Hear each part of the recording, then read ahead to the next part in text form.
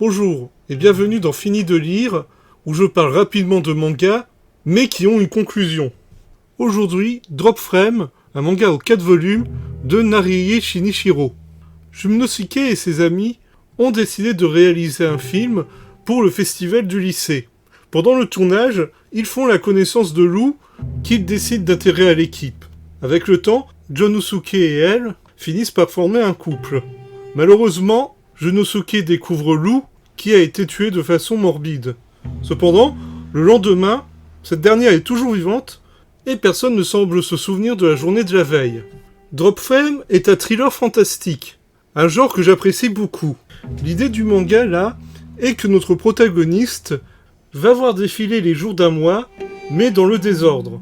Un très bon concept, et qui est plutôt bien exploité, avec un dessin plutôt maîtrisé. Je dois avouer que j'ai été bien pris par l'histoire. Cependant, il y a quand même quelques éléments qui m'ont gêné. Déjà, le manga met du temps avant de lancer son intrigue. Le résumé que je vous ai fait au début, qui dure à peu près 30 secondes, prend un volume entier. L'œuvre faisant 4 volumes, c'est donc un quart du manga qui sert pour l'introduction.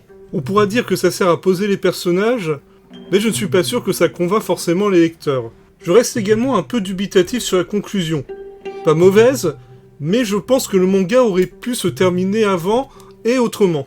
Mais globalement, le manga m'a plutôt satisfait. Merci d'avoir regardé cette vidéo. Drop Frame est un manga qui prend peut-être un peu trop de temps à lancer son intrigue. Quels autres mangas, selon vous, auraient gagné à avoir une introduction moins longue ? Donnez votre avis dans les commentaires.